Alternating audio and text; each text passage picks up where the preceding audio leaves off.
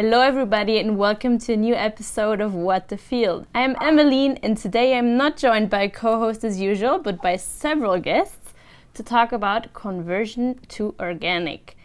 So today we'll be discussing why it is so hard to convert to organic and shed a bit of light on the different aspects of this process with Maxime Durand, who is the co-founder and CEO of BioDemain, a French company that actually sells products in conversion, and two of our own farmers who have lived this process of converting or of turning away from conventional agriculture, which is Tiphaine Quemener from Maxime Quemener and Pedro Liñan, who is sitting here with me today, Yes.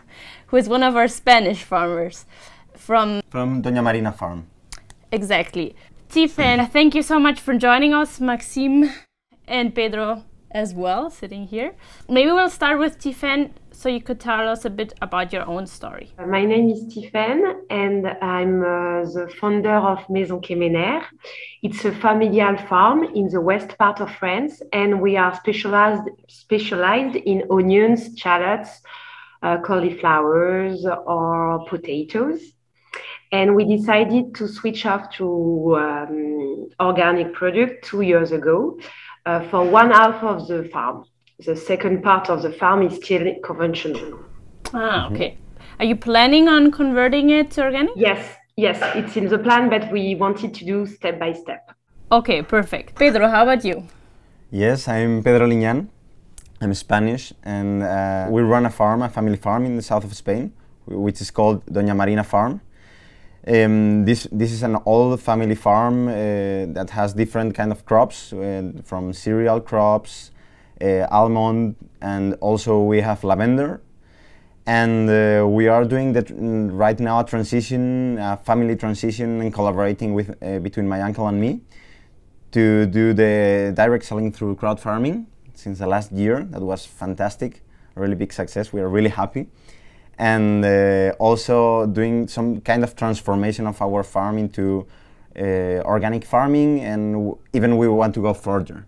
So, but as you said, we are going step by step, little by little, because we have to learn in the process. And Maxime, I imagine your trajectory was a little different as a company founder. So tell us a bit about you and BioDemain and what it's all about. Yeah, sure. So, hello everybody, nice to meet you. My name is Maxime, I'm 25 years old, and as my accent must betray it, I'm French. I'm one of the two co-founders of BioDemain, it means Organic Tomorrow. We are a fair brand, which is helping producers to switch to organic methods. So our goal is to promote products in organic conversion, like this apple juice. So we have kind of a simple claim in French. It's this apple juice is not yet organic. Buying a BioDemain product is helping a producer to switch to organic methods. And so our goal is to pay this producer in organic conversion at a fair price, really near the organic price, and then to promote these products to the final customer. So finally, we offer a range of everyday life products to every customer. And so they can buy these products, and behind it, the producers that they are helping to switch to organic. Okay, so it's a really great concept and certainly something that is missing in the market, in our experience. So tell us a bit more about the company's story. So how did you come to found it? What were the motivators? Yeah, sure. 4 years ago, my great uncle André, he was a farmer in Brittany, in the west of France. He decided to switch to organic methods. That's a really good thing, as you are doing, Tiphaine and Pablo. It's a really good thing for the environment, for society, and even for the economy, because it's creating jobs. But it's quite difficult. As we'll discuss later, I think the organic conversion is a really difficult period for farmers. It's a period of 2 to 3 years, during which they have an increase of their costs, an increase of their workforce, investments, and sometimes a drop of the production. For my great uncle, it was really difficult. He didn't succeed in his organic conversion, and he had to stop to sell his farm and to reconvert himself. That was quite a shock for me 4 years ago. how is it possible in today in our society that farmers wanting to go to a more sustainable agriculture could end up like this.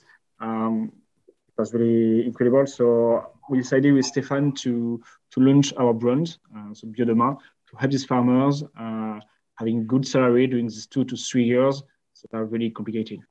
And how did your clients find you? How did you get to your clients? In fact, two brands. We have BioDemain, the most famous one, which is an organic shop, and we have a second brand, Transition, which is doing the same thing but in commercial shops.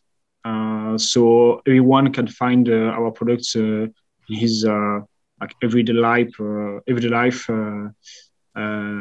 shop. So that's always they can find us, and I think a bit like everyone can buy our products.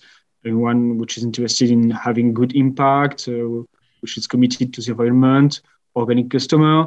In fact, we are a simple solution to allow everybody in his everyday life to have great impact on farmers' life and in the environment. So, yeah, a bit everybody can buy our product. Okay, and would you say that you're basically a brand?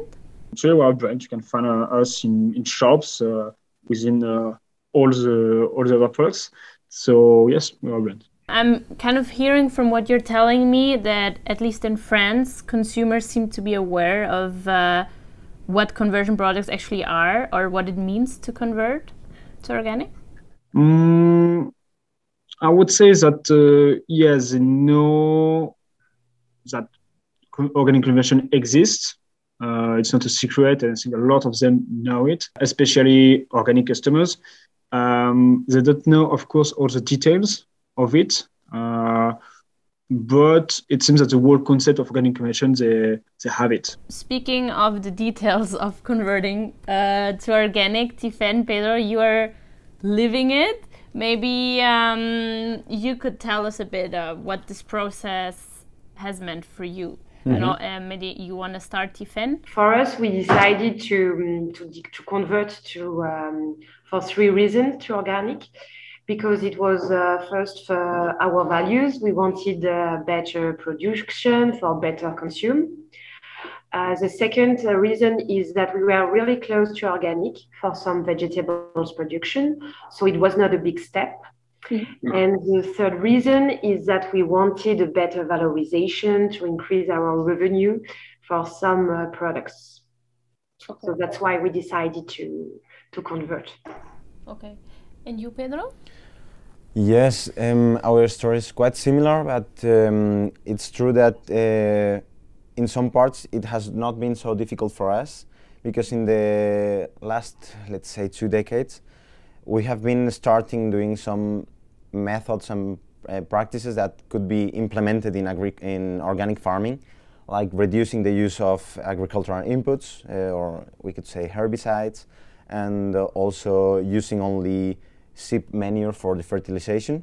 So we were already doing quite a sustainable agriculture compared with everyone around. So it was already quite interesting in that point. And I was saying like, wow, the thing is that we are doing this, which is quite good, but the valorization, as you were saying, it's difficult to transmit to the customer. So you need to go to the point of becoming bio, because this certification organic is helping you to tell the customer that I'm behaving like that because I want to make it better. So it was this point of finding the opportunity. We were already doing something that we thought it was more sustainable, and saying like, let's put it into the market and put the value onto the customer. Okay, and it's an interesting point actually. A lot of our customers ask us, they're like, okay, because they're a bit skeptical of the products that are not officially labeled bio, that are not officially labeled organic. They say, okay, this all sounds great, but if you don't really have a seal, if you don't have a label, how do I know that the farmer is really not using pesticides? Because a lot of people are afraid of pesticides, at least they really don't want to have them on their products. not even speaking of herbicides, fungicides, and all of that. Usually people are rather, consumers more focused on pesticides, I think. And so how do you, Maxime, for example, for your farmers, how do you guarantee that the product you're selling will not still be treated with pesticides or whatever else is used in conventional agricultural practices? When you are in conversion, you have control as when you are in organic. So for customers, our communication is really simple. All our producers are cultivating in an organic way. They don't have yet the label, but they are already not putting any pesticides, herbicides, and so on their cultures. So I think it's as simple as it. They are controlled by, in France, it's mainly EcoCert, but by certification organism. So, I mean, they have all the certificate to say that they are, yes, not yet organic, but they already cultivate in an organic way. That's good to know. So you had, Pedro and Tiphaine, have you had visits from some certifying bodies or authorities? Yes, in our case, we are checked every year. Oh, okay. So for starting, there was a first visit to talk about how it was going to be the transition, because first of all, you have to also to discuss if you want to, how is the process, because you have to measure if you want and if you can do it.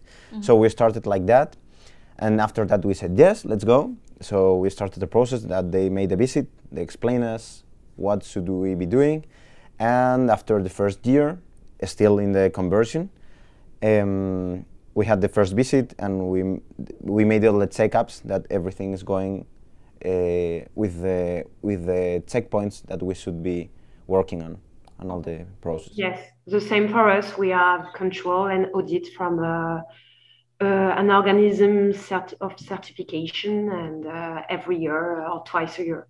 So maybe you could explain to us, like, what are the basic steps if a farmer wants to convert to organic? For me, the 3 steps is first to be well informed about the specifications. The second step for me is to meet producers that are already in organic. It's really key to know other way to produce, how they produce, and what are the difficulties. And the third point is to make simulation and to know what are the financial positions that you can have going to organic, and because as Maxime will tell you, that can be a little bit complicating the 2 or 3 years. So make simulation and look at the figures of your production. Yeah. Yeah. For me, it's I would say that it's really important. I really agree with the points you said, and it's also to really learn what because you are going to make a lot of changes that are really good for the environment of your farm, your products, etc. But also you are making changes regarding your field practices, how you are managing the farm, and it implies a lot of maybe costs or changing the techniques that you didn't know, and you really need to measure and understand where are you going to, because maybe you analyze that everything and you say, well, maybe this is too complicated for me, or not. And that's really important, because if you don't measure correctly, you maybe fail, or at a certain point say, I cannot anymore. Yeah. Maxime, do you happen to know, on average, how likely it is that a farmer is going to fail in this process? It's quite rare. I think it's less than 5% of the farmers in conversion.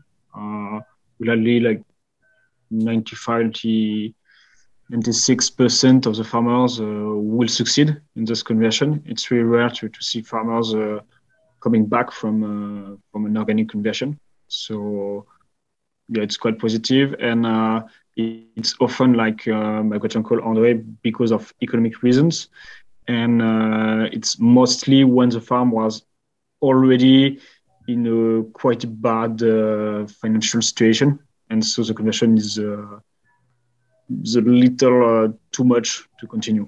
So yeah, almost everyone can succeed in it if you think well about your model and how you will valorize your production during the commission, you can really finish it. But a lot of farmers do not try it because of the cost of conversion. Mm-hmm. So a really few of them fail the conversion because a lot of them the weaker don't go to organic. Okay, so this actually makes sense, right? That those that are starting this process are so committed, or maybe, as you mentioned, Pedro, that you're already maybe producing in a way that is closer to organic than the typical industrial, conventional farmer. That also makes it probably easier, and motivation has to play a certain role also here, no? Personal motivation? I think so. I really think so, because there's the economic reasons, of course, but you're not totally sure if the economic reasons, because the prices are higher, are going to be higher for a long term, for example. So only for economic reasons, maybe it's not a sustainable motivation. Yeah. But having other motivations, I always say that, and I always think that if you are only for that and you don't want to, and you don't really believe that you want to make a better agriculture or a more sustainable one, don't do it. Wait for it. Wait for it, and when you are ready, because there will be moments when it will be really difficult. Yeah. And it's like, why do we have to do this? And if you believe in that, it's much easier. It's much easier. Tiphaine, how do you feel? Yes, the same. You have to do it by passion, not only, yes, for financial reason. Okay. And so what were the major difficulties for you in this process? You have to say that it's expensive to go organic, and why is it expensive? The seeds are expensive. You have less production at the beginning, so that's why the valorization, the price is really key, and you have sometimes to convince your customers. For us, we have lose some clients, some customers, but we also gain others. So it's a balance. So it's okay for us. But yes, it can be the first years a bit complicated, and I think it's the first difficulty. And for you, Pedro? I think that probably there's a part about the costs, because there's the cost of the transition, also maybe the machinery that you need. In our case, we need different machinery, or with some areas we cannot work, so we really need to understand regarding the costs. We have not seen a loss in production in the moment, but it's true that we are in a really arid and harsh area, we can say. Yeah. And also it's true that we felt a little bit lost regarding how to do the treatment. For example, there's pests that traditionally it was easy to, you have this kind of products, chemical products, you apply them, controlled. And then they tell you, you cannot apply any more of this. And you say, okay, what can I do? And now I have a pest and it's killing my crops. I have the pest, maybe I'm risking my trees and they are dying, and that's, you are losing not your production, but maybe the resources to make your production, your trees. And that has been really something, a lot of anxiety, we could say. Yeah, I can imagine. If it's your livelihood and it's being attacked by something. And you say, like, what can I apply? Yeah, but what can you apply? I mean, I hear there's, for example, insects you can use, basically to counterattack the ones that are eating your trees. There are many products on the market for different kind of things, but for example, they tell you sometimes with biocontrol or products that are for organic farming, that no, the efficiency, the effectiveness is not so good. You say, okay, but I need something that works. So, or it's not so well proved. So you feel like a little bit not so well covered, because everyone around is working the same way as ever, and it works for them. And you feel like I'm risking a little bit, and that's an obstacle. Yeah, that's and hard, for convincing older people that are not so brave, or they don't want to fear like young people. It's in the family, probably you had the same thing, convincing all the generations, it's quite difficult. Yes, the same here. Same problem. So converting this process, you think it's a generational thing then? You can confirm that, or in Maxime also, maybe you want to weigh it in, is there a higher percentage of young farmers that convert to organic than of more traditional older farmers? Yeah, totally. We have a lot of young farmers, especially the one who have before another life, like they are recent farmers, finally, like I have 2 or 3 examples in our first partners, people that were in human resources or in logistics, coming back to agriculture to take back the farm from their parents and then converting the farm. So I think, yes, this new generation of farmers don't have the old models print in the brain. So that's why they want to do something new. They want to reinvent the farm and their model. Yes, sure. I think that concern about the planet and the earth is really important for the new generation. So that's why that can decide some new generation to work in a different way. What would you say are like the 3 or 4 really major things that make a difference in organic agriculture compared to conventional agriculture? What are the main 3 or 4 differences between conventional and organic? Except for, okay, we talked, sorry, I'm just answering my own question partially because we just talked about it. So it's the way you treat plagues and such, so no use of pesticides, herbicides, fungicides? Not so exactly like that, it's more... more natural ones. Exactly, there's synthetic ones. Okay, yes, exactly, that's an important, good point, very important. So no use of synthetic agrochemicals. What would be another factor? I would say more about consequences. By using less pesticides, you have a big impact on the capacity of your soil of absorbing carbon because you're creating more organic soil. And so you absorb a lot of carbon from the atmosphere. And so the captation of your soil will really, really increase when you are cultivating in an organic way.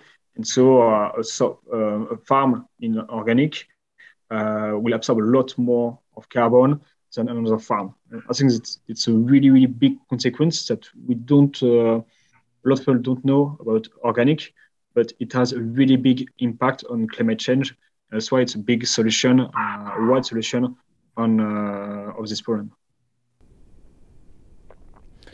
I would say also the animal welfare. It's important because there's different rules, more space, it's nicer for the animal. I would say the reglementation, that's important too. And I also think that with the certification, you as a customer already you have the understanding that there's a commitment behind. The farmer has a commitment and he's thinking that he wants to make a better farming. He has the bravery enough for risking your way of living in order to make something better. So it's something to really consider that with the certification you are proving the world that you are trying to do it better. Okay. You're doing the effort. Good point. And Tiphaine? I will say that the organic system is a system that is more that is taking care about more the future than the present. That it's a process that is more involved in the future of the earth and for the new generation. Okay, that's beautiful. And Pedro, Tiphaine, did you see an increase in the biodiversity in your fields due to this process? And maybe even in what Maxime mentioned, better soil quality or less degraded soils, healthier soils? In our case, I don't totally agree because of our solution for example, for weeding. In our case, instead of using herbicides, there's a lot of plowing. Not plowing, but tilling the soil in order to reduce the amount of weeds that are competing with your tree. And that's the first step in order to manage the weeds. And then it's quite uncover the soil, the ground, and regarding carbon and organic matter, we are not doing our best, but we are looking for new techniques about having a complete ground cover, but in an organic way. So it's challenging because maybe you need a different machinery that it's costing 20,000 euros or something like that in order to control that grass or that cover of the soil. So we have not seen a big change in the moment, but we expect that it will be coming because still we are not utilizing some certain kinds of herbicides that can be really aggressive or for the microbiology of the soil, where there's a lot of biodiversity. So I'm sure there's a lot of biodiversity coming around. In our lavender field, for example, we have right now a ground cover between the lines, and the animals are, the sheep are eating that in order to control, and it's really amazing to see that. It's really, really nice. There's a lot of biodiversity because you have different species and the lavender. Right. That's really cool. And Tiphaine, for you? Yes, same for you. We are at the beginning, so we are. There is no big changes, but yes, I think that in the next few years we will see some changes. The taste of the product is different. We can say that, and a lot of our consumers come back to us and say, "Oh, the products have the taste of the past." Wow. I don't know how to say, but yes, they're reminded of their childhood. Yes, they are finding new taste of the products. And just to come back about biodiversity, to give two numbers of recent studies. A farm lands cultivated in organic will contain 30% more species than a conventional one, and 50% more biodiversity mass compared to a conventional land. So I think you guys are maybe too early in the process of organic conversion to see it, but I think you will, I hope, so you will see a big increase of the numbers of species and individuals in your lands. Like how far along are you with the conversion process? Like right how many now, years in are you? For us, we have to wait 2 more years. 2 more years? Okay. Sorry. And you started? It started 1.5 years ago. So it's 3 years. 3.5 years. Well, I guess we could say between 3 and 4, right? Yes. But now we are starting a new one. So we will have fields all the time, I think, forever in conversion. Because you have to start a different process, like the process new again. You start again. Every field, every crop. Exactly. That field will be separated from the first one. It's considered that this is organic and this is still in conversion, maybe, when the first one gets to organic. Yeah. And Tiphaine, you? We are in the second year of conversion, so next year I will sell it as organic product. Okay, next year you will get the figures. So Maxime, in your case then, Tiphaine, if she was selling her products through you, she would no longer be able to do so, right? Once she is officially organic and has the label. Yeah, indeed. Today, what we do is to help farmers like Tiphaine, for example, to come back into normal distribution. So we have cooperatives. I don't know what's the name in English. Maybe it's COP. So we have a group of producers, and so we help them go back to this group and sell their products in the normal way, in the normal organic way. But we are also thinking to, conversion is a good step, but what can we do next? And so we are developing a new range of products, organic products. And so we want to go a bit further than only organic and go to, for example, BioDemain and help farmers to go a little step further.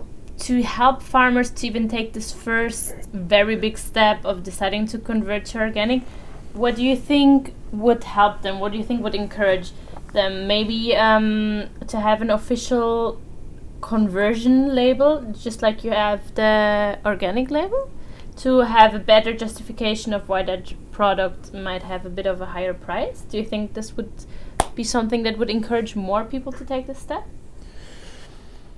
I don't know. Probably there would be some help for them, because it's true that it's like an investment. Right now you start changing your practices, but for 3 years you are not bio. Yeah. You are not organic.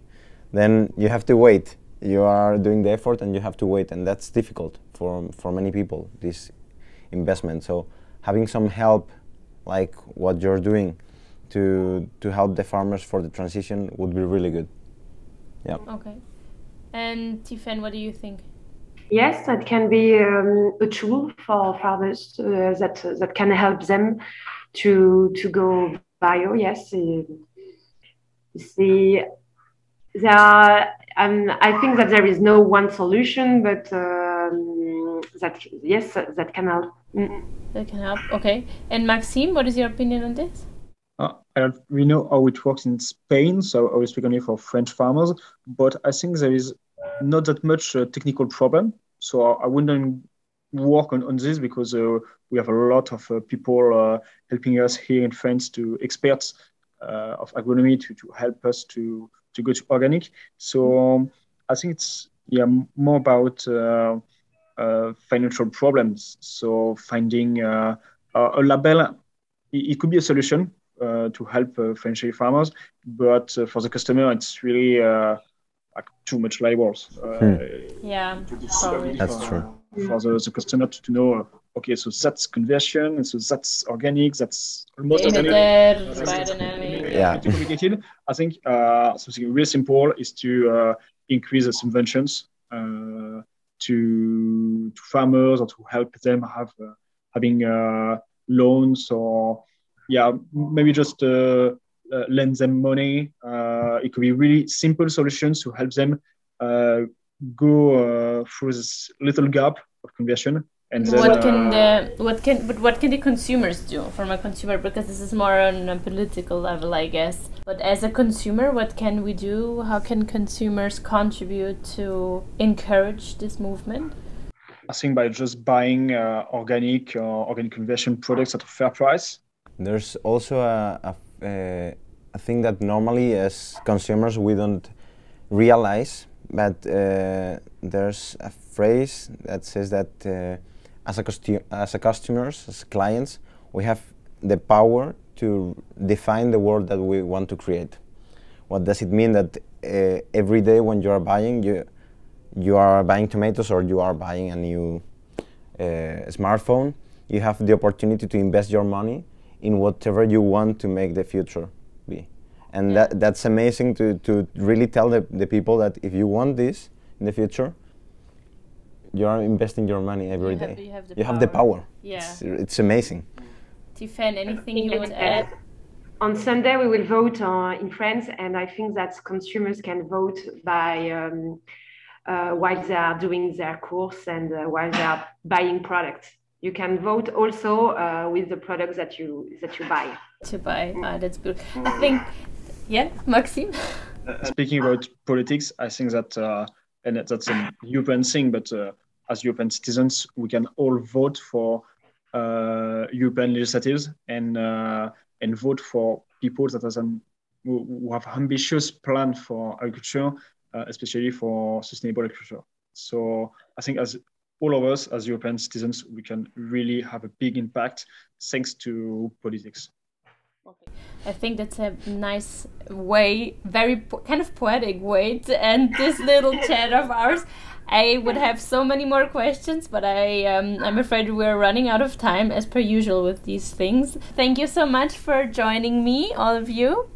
Thank you for inviting. Thank you to our listeners and people watching us for being with us for another episode. We hope you enjoyed this little field trip into the world of conversion to organic, what the road to conversion looks like. And yes, thank you all. Bye.